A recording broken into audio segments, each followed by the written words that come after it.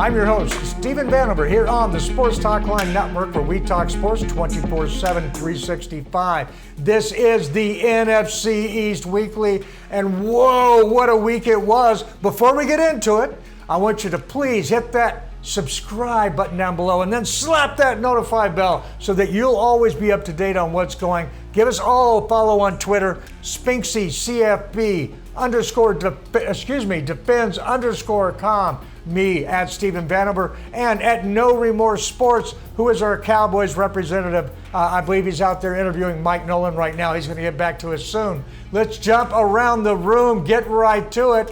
And the first up is the New York Giants with Mr. Tom McAllister. Welcome to the show, sir. Thanks for having me, Van. I think the best way to describe the Giants right now, the words of Chris Berman, instead of the G-men, they're the G-men. When you look at the roster compared to last year, you can say that there has been improvement. Their defense is a solid NFL defense. Their defensive line has gotten better. Their linebacker core has gotten better. Their secondary is nowhere near as bad as people thought. When you looked at the injuries they had, Jabril Peppers get hurt, McKinney got hurt, DeAndre Baker is at a correctional institution or getting ready to go to one. So you thought that the secondary would be exploited, but that hasn't happened. They went up against the Rams this past week, who put up 30 spots in their last two games. The Giants held them under 20 points, which looked great. The issue was, once again, the Giants cannot put up touchdowns. They settled for 3 field goals. They got into the red zone, and they couldn't finish off those drives. And those are things that have been consistent since week one. You know, they're able to put up 2 touchdowns in week one because they had Saquon Barkley. Granted, Barkley is a talent, but it's reaching the point where, is this play calling? Is this talent? Devontae Freeman, he did have a good game. The Giants rushed for over 100 yards for the first time in a long time. They just could not finish off the drive. So this is something, if you look at the Giants level by level, there are some parts you want to keep. The offense, you need to worry about. Daniel Jones, he always turns the ball over. He leads pretty much the NFL in turnovers. He's up there with Jameis Winston the last few years. Daniel Jones has more interceptions than touchdowns, and these are things that are concerning. This is the second year, granted COVID, no preseason. I think what people want to see is if, the Giants offense is able to develop and enhance as time goes on, and see if, the offensive line gets better, and so does the offense as a whole. So I think those are some things to look at going forward. Should Gettleman have been fired about 5 years ago? I think, in all fairness, the reason why the Giants are like this is because of indecision. When they looked at Eli Manning and, they had these great Super Bowl runs that came out of nowhere. And I think Tom Coughlin, all right, he was starting making some errors. They had to move on. They brought in Ben McAdoo to replace Tom Coughlin. So they decided to pull the trigger when they did. They kept Jerry Reese on. Reese, he did a great job in free agency after Coughlin got let go, but then afterwards, things start to fall apart. He put Geno Smith in front instead of Eli. He was let go. Reese was let go. I would say Gettleman had a good free agency signings. I would rate Gettleman as a C+ right now in the moves he's made. He hasn't, batted 0, but it's also the roster was in a condition where he needed to bat better than C+ to make him relevant. Well, so much for the yes/nos. Okay. Just one final thing. Just a yes or a no. Is Jason Garrett up for Coach of the Year? For the opposition, yeah. The team with no name, which actually I would like to have a contest for that. Down below in the comments, I would like to name the team with no name. And by the way, Al Capone is already taken. You can't use that one. Please, if you have an idea for the Washington team, put it down below. And what I want to talk about the Washington team, I want to talk about defense, even without Chase Young on the field. These guys are getting it done. They're bringing pressure. They're doing a decent job against the run. What they did against the Ravens, all right, let's start at the top of the list. They did not give up almost 50 points to the Ravens. Boom. They're already not the worst defense in the NFC East. So I'm saying, all right, that is a plus. Now, the biggest problem they have is an offense that can't complement their defense. And yeah, that starts right at the QB position, Haskins. Now, they're not doing him a lot of favors. Offensive line could use a little work. I'm thinking that their scheme is a little whack in what they're asking him to do. But regardless, it's an issue, and they have somebody waiting in the wings. I'm just wondering if they're going to bring him in right away or not. And anybody has a comment on that, throw it around the room. Yo.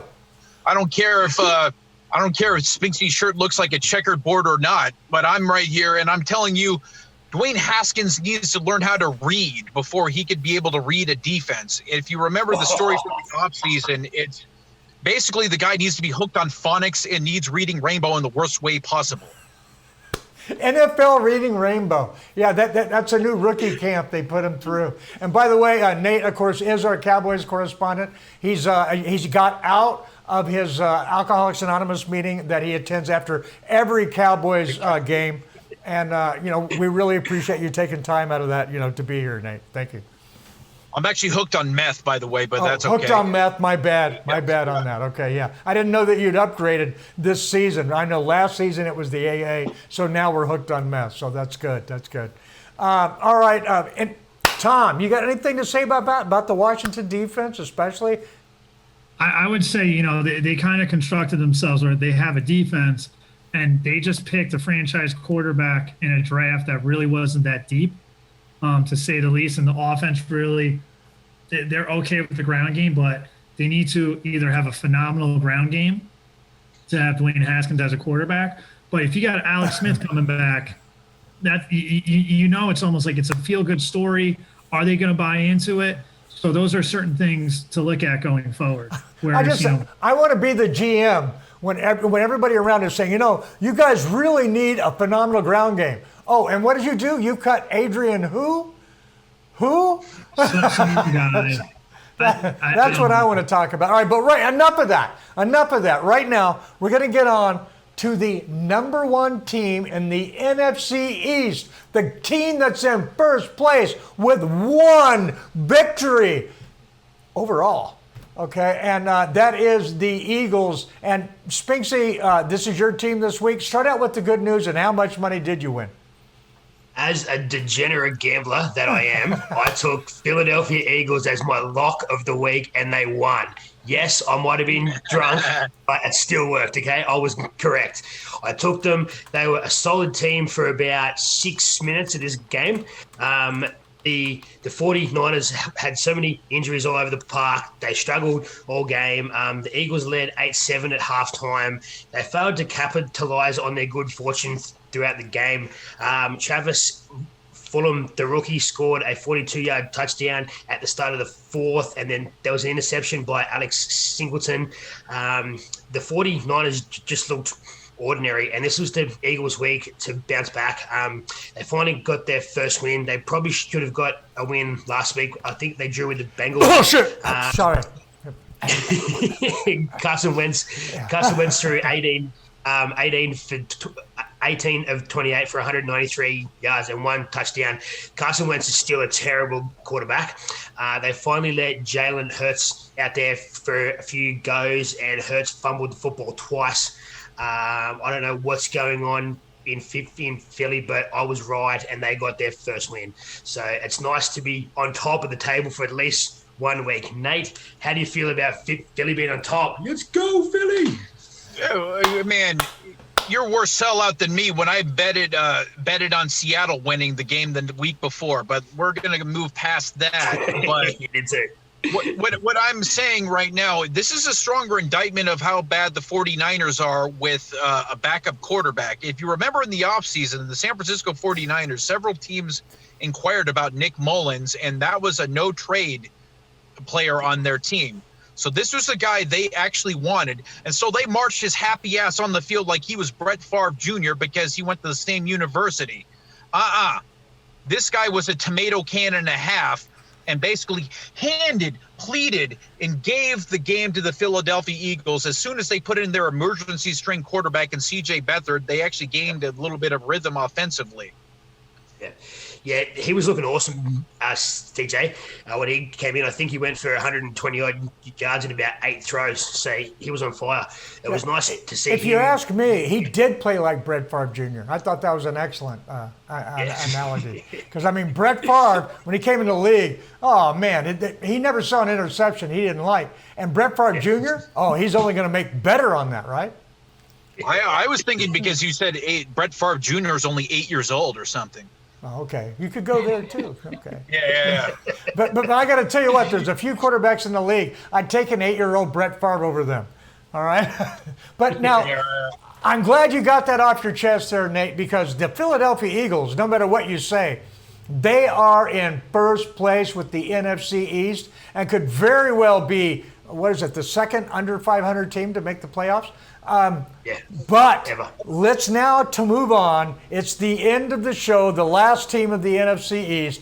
You are here. I don't know why you showed up. I mean, we tried to cut you out twice. We gave you every excuse to not be here. Nope. It's the Dallas Cowboys. It's your 3 minutes, sir. My 3 minutes of pain. Let me tell you something about the Dallas Cowboys defense. Anytime anyone challenges them laterally, it's going to be a problem for them defensively.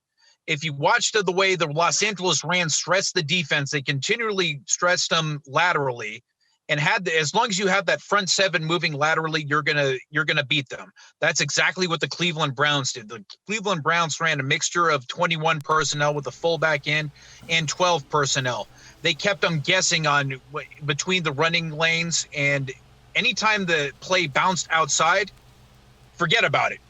They could not get down. The front four could not shed blocks. Neither could the linebackers. Terrible tackling angles, terrible tackling in general with that game. That's going to be the key to victory for any team playing the Dallas Cowboys defense. Conversely, offensively, though, they can get it happening. They can score 40 points on just about anybody. I really believe that. They really have a good 5 deep they've got 5 deep at receiver. You're seeing guys emerge like Noah Brown come out with big plays every week. You're seeing guys like Cedric Wilson starting to come out and make big plays week after week. You're starting to see C.D. Lamb with the double touchdowns, and you see Steven Vanover with a plastic bag over his head because he's ashamed of his team. But you need to be a warrior of your team and take that bag off your head, because this is Sports Talk Line, and Sports Talk Line doesn't back down from anybody. Archie Manning. Yes. Archie Manning lives. That's all I'm saying. Archie Manning. Let's talk about how great the quarterback is. Archie Manning. Archie Manning. Tom, you got something? Yeah, so my question, it can be to Nate and everyone else. We mentioned, Dak Prescott's contract, it's coming up soon. Do you see after this season, Dak Prescott's like, you know what? Screw this, I'm gone. You see Dak Prescott leaving the Cowboys as a free guy? Man. If I was him, I would.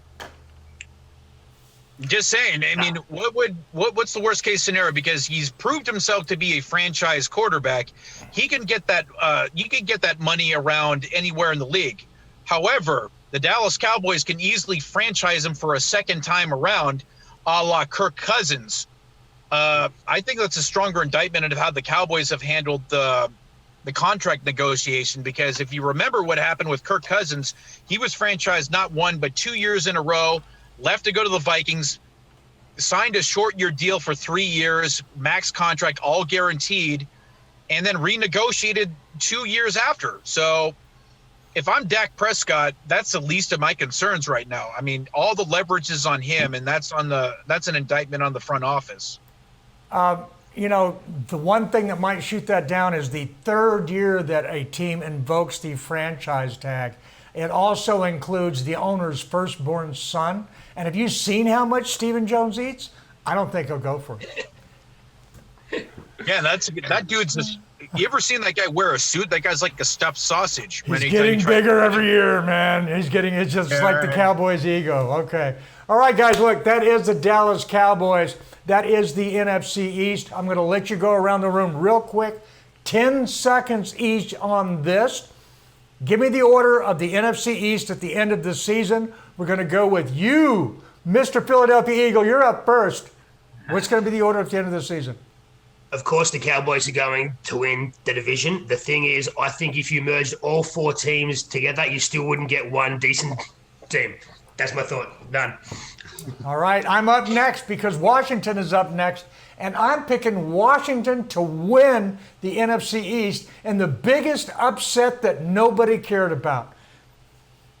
All right, Tom, excuse me, you're in last place. No, you're not. The Cowboys are. Tom, you go.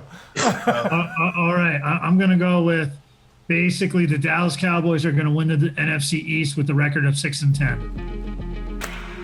All right. Well, there it is right now for Nate Dowdy. And let's point out something that I found really interesting. At the end of the weekend, the Seahawks, who are 4-0, had a 51% chance to win their division. A 51% chance. The Cowboys have a 61% chance to win their division. Yeah. Hey, here records are going to be broken this season. I want you to know in the NFC East. This is not the kind of situation where you think it's going to be, this is a typical NFC East year. Because the Cowboys are going to be the first team to win a division at 5-11. Yes. And it'll be through tiebreakers. Okay? There may be a playoff game. There may be a playoff game to determine who wins the NFC East. And the Eagles are going to be in second place with 4-11-1. All right, Nate, sign us off before you go out into rehab, man.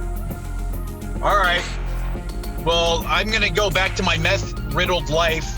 And you see these pearly whites? These are going to be gone by the end of the day. So listen like you play with intention.